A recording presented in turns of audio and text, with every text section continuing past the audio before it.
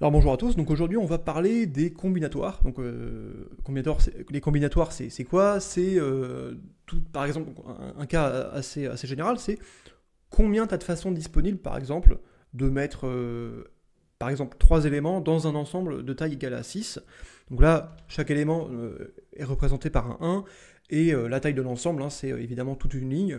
Donc là il y a évidemment 3 éléments et après vous avez les zéros qui représentent la place qui reste disponible dans l'ensemble, et puis là, du coup, en l'occurrence, c'est 3 parmi 6. Hein. C'est la formule qu'on voit au lycée, hein, n factoriel sur n-k factoriel, où k c'est le nombre d'éléments qu'on va avoir dans l'ensemble, fois du coup k factoriel.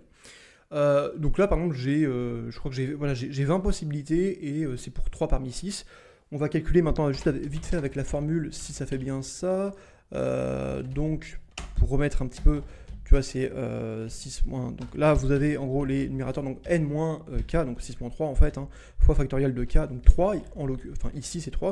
Et on a un truc qui est égal à 20, donc évidemment on a 20 possibilités. Là, je les ai toutes représentées pour un exemple en fait, hein, de 3 éléments parmi 6. Le truc, donc du coup, qu'il fallait comment dire que je développe, c'est un algorithme qui permet d'outputter, de renvoyer, donc visuellement en fait, hein, comme ici, toutes les possibilités, toutes les combinaisons possibles d'un ensemble, donc du coup en programmation d'un vecteur pour k éléments parmi n. Alors du coup j'ai essayé en fait de voir des patterns, de détecter des patterns juste avec un déplacement, avec une permutation de 1 et de 0. J'ai pas vraiment réussi à avoir de pattern. J'ai réussi à avoir un pattern évidemment pour un ensemble qui est égal à 3, qui est égal à 4, qui est égal à 5 et même qui est égal à 6, mais au-delà, j'arrivais pas à avoir un pattern de permutation. Par exemple, on peut se dire que là, qu'est-ce que j'avais dit oui, là, qu'on prend par exemple la première configuration, donc tous les éléments sont à gauche et toute la place qui reste est à droite. Après, je fais l'inverse. Ensuite, je vais permuter le dernier 1 avec le prochain 0. Après, je prends encore l'inverse. Après, je vais encore permuter, etc. Ça marchait des fois ça marchait pas. Pour des ensembles plus grands, ça marchait pas. J'ai pas du tout réussi à avoir un pattern. Donc j'ai switché un petit peu de vision en fait de comment représenter k éléments parmi un ensemble de taille n, et j'en suis arrivé en fait à les représenter sous forme de tableau. Alors qu'est-ce qu'on voit là sur ce tableau-là? En fait, il y a 3 lignes. Pourquoi 3 lignes? Parce que j'ai repris le même exemple que tout à l'heure. On a 3 éléments parmi un ensemble de 6, de taille 6. Hein. Donc qui a la place pour 6 éléments. Et là, le nombre de colonnes est égal aussi à 6. Hein, on va de 0 à 5. Pourquoi 0 à 5? Parce qu'en fait, c'est les index de chaque élément dans l'ensemble que j'ai représenté. Donc maintenant, déjà, avec cette nouvelle vision des choses, on peut esquisser peut-être un algorithme qui permettra de nous renvoyer toutes les possibilités des combinaisons, quoi. Enfin, toutes les combinaisons. Et en effet, oui, mais il faut déjà avoir 2 règles avant d'esquisser un algorithme. Déjà, aucun index d'un élément n'a le droit d'avoir le même index qu'un autre. Il n'y a pas 2 index qui vont se chevaucher, hein, sinon c'est pas bon. Deuxièmement, je ne veux pas avoir de dupliqué, parce que, par exemple, je veux dire, si là j'ai le premier élément, donc à la ligne 1, qui est à l'index 0, le deuxième à l'index 1 et le troisième à l'index 2, c'est la même chose en fait, c'est que si j'avais le troisième élément à l'index 0, le deuxième à l'index 1 et le premier à l'index 2. Donc je veux pas dupliquer, ça va faire trop de... Enfin, c'est pas ce que je veux, quoi. Donc on va partir d'un algorithme et regardez. Donc là, c'est ma configuration initiale, donc avec du coup tous les éléments du côté gauche et toute la place qui reste du côté droit. Donc là, c'est inversé pour la vidéo, bref. Alors, je pars de cette configuration-là, je vais au dernier élément maintenant. Ok, donc là, je vais le permuter, enfin, je vais changer d'index. Donc là, hop, troisième, quatrième, cinquième.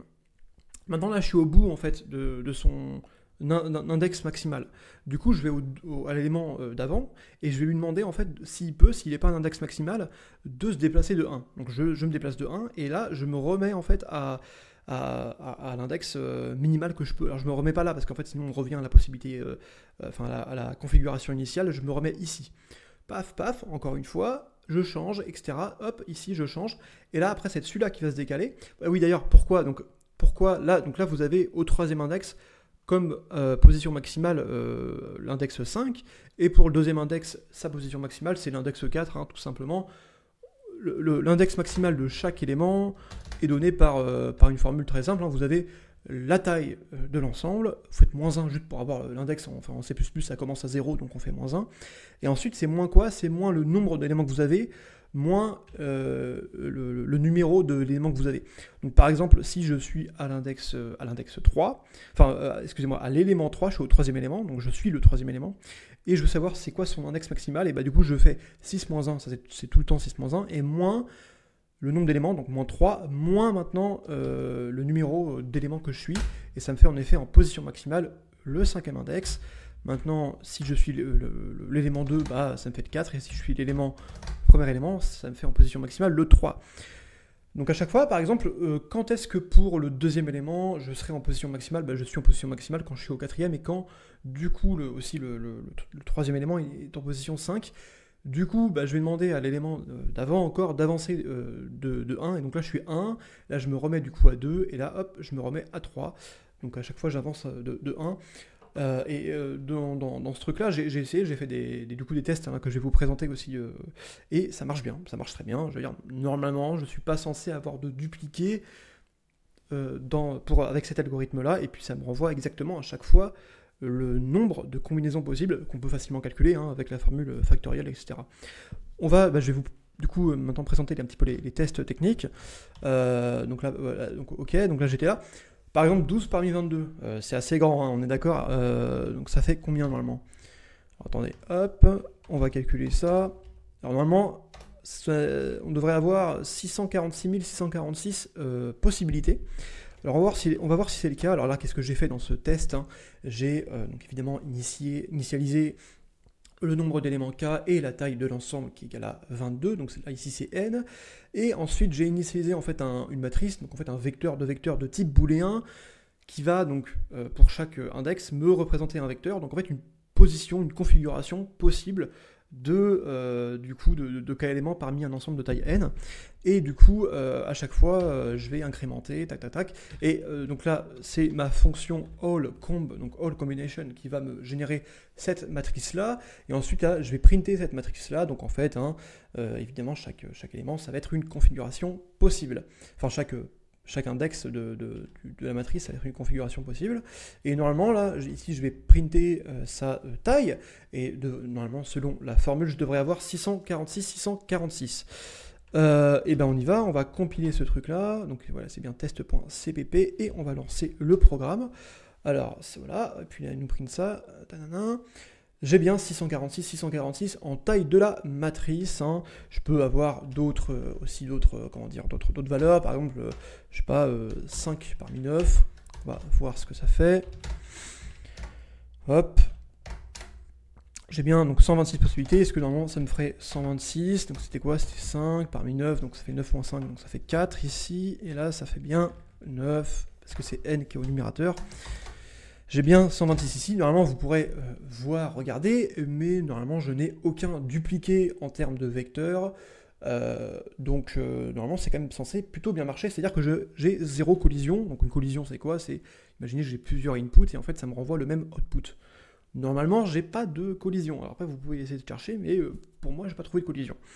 Ok, super. Donc maintenant, comment ce truc-là, il va nous servir en fait à faire une méthode de chiffrement, chiffrement symétrique. Donc en gros, vous avez votre document, hop, vous le chiffrez, vous avez une clé de déchiffrage et hop, vous pouvez maintenant déchiffrer votre document. Alors dans un cas d'usage un petit peu plus normal, ce serait vous envoyez votre document chiffré à quelqu'un, vous lui aussi envoyez votre clé. D'ailleurs, c'est peut-être pas non plus ultra sécurisé de faire ça, parce que c'est pour ça que maintenant le chiffrage asymétrique existe depuis d'ailleurs assez longtemps, mais bref, c'est une autre question. On parle maintenant juste de chiffrage normal, quoi, du coup symétrique. Comment on va pouvoir faire ça? Et en fait, on va juste. Donc là, je vais vous montrer un petit peu les trucs. Donc là, je suis sur un autre programme. Je veux convertir la phrase suivante. This is a sentence really cool. Et après, je mets pas mal d'écriture. Ok. Donc, il y a un truc qui s'appelle la table ASCII, quoi, ASCII, où en fait, pour chaque caractère, j'ai sa valeur entière. Donc tu vois, le A, j'en rappelle plus lequel, enfin le tiret, je crois que le tilde là, c'est le maximum et c'est 126. Donc, et du coup, comme on a une valeur entière pour chaque caractère, en C++, d'ailleurs ça se fait très bien, vous faites un int d'un caractère et ça vous renvoie l'entier associé à ce caractère-là. Enfin bref. Vu que maintenant j'ai un entier, je peux convertir ça en binaire, et le maximum en fait de la valeur d'un caractère c'est 126, donc au maximum je devrais avoir normalement 7 bits, parce que 7 bits pour encoder en fait un caractère. Ok, ça c'est un truc, et du coup, vu que c'est du binaire, le binaire c'est un truc comme ça, quoi. Tac, ok, ça, en fait ça correspond à ce que je vous ai montré tout à l'heure, hein, je veux dire, un truc de n éléments parmi k, où tu représentes en fait chaque élément avec un 1 et la place disponible avec un 0. Ok, tu vois, et déjà là il y a une petite, peut-être une connexion qui va se faire, c'est que en effet, donc tu convertis ça en binaire, et après ce que tu vas faire, le petit truc c'est que tu vas maintenant, tu connais le n, donc imagine que tu veux, comment dire, chiffrer, 21 bits par 21 bits, donc ça va être 3 caractères par 3 caractères. Voilà, si pour les caractères qui peuvent être encodés en 6 bits, en fait tu rajoutes un 0 au début, enfin bref. Donc ça va être 7 bits par 7 bits, 21 bits par 21 bits, et à la suite de ça, écoutez, vous allez mettre en fait votre chaîne binaire, là, ça va être un truc assez grand de 21 bits, quoi. Vous le mettez là-dedans, vous savez que du coup la taille c'est le n, c'est la taille de l'ensemble c'est 21, ok. Le nombre maintenant du coup d'éléments à l'intérieur, ça va être le nombre de 1 qu'il y a dans votre chaîne binaire, et vous allez maintenant en ressortir selon l'algorithme que je vous ai montré tout à l'heure, all combination, enfin all comb, vous allez en sortir en fait l'itération, le nombre d'itérations qui fait que vous rejoindrez, enfin vous êtes maintenant égal à ce type en fait de chaîne de vecteur booléen. Hein, c'est un vecteur booléen techniquement, parce que tu vois, là par exemple, tout à l'heure je vous ai présenté un algorithme qui peut être le cas, qui peut être utilisé, mais là c'est pour un exemple. C'est-à-dire que là vous avez pas mal de pas, tac tac tac. Imaginons que vous avez en chaîne binaire un truc qui est égal à 1 1 0 0 0 1. Et là, au bout de combien d'itérations de l'algorithme, je suis égal en fait à cette chaîne binaire là. C'est au bout de une itération, 2, 3, 4, 5, 6, 7. C'est bien, donc on est au bout de la 7e itération. Donc là on a du coup un truc. Ce qu'on va inscrire dans le fichier chiffré, ça va être en fait le n en fait, donc c'est ce que j'ai, du coup ça va être en fait une suite de 21, 21, 21, 21, 21 à chaque fois, super, et maintenant ce que je vais avoir du coup, le nombre k, ça va être un truc qui va être une partie de notre clé privée, et le nombre d'itérations trouvées, ça va être aussi une partie de notre clé privée.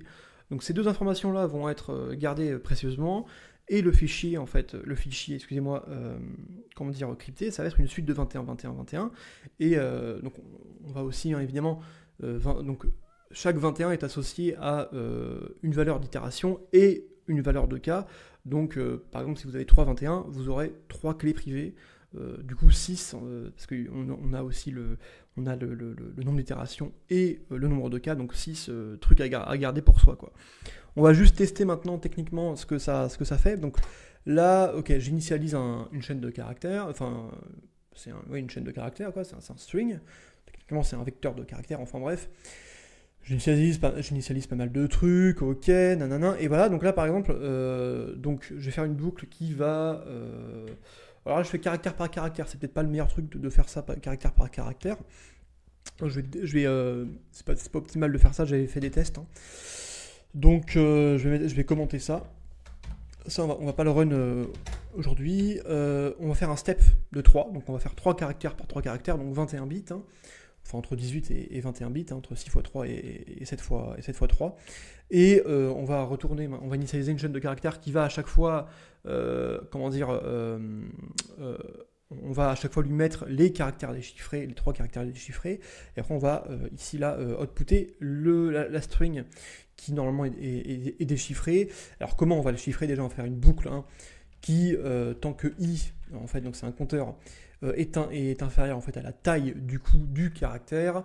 Donc nref c'est bien input, snt, donc la sentence, la phrase d'input, on va prendre sa longueur, et à chaque fois je vais faire i plus step, donc i plus 3 caractères, et ensuite je vais du coup ici mettre un caractère temporaire, où à chaque fois je vais en fait prendre le caractère courant, les 3 caractères courants, je vais faire 3 par 3 par 3 par 3 par 3 par 3, et du coup dans cette chaîne de caractères courantes, hein, je vais mettre les 3 caractères que je veux chiffrer tout d'un coup.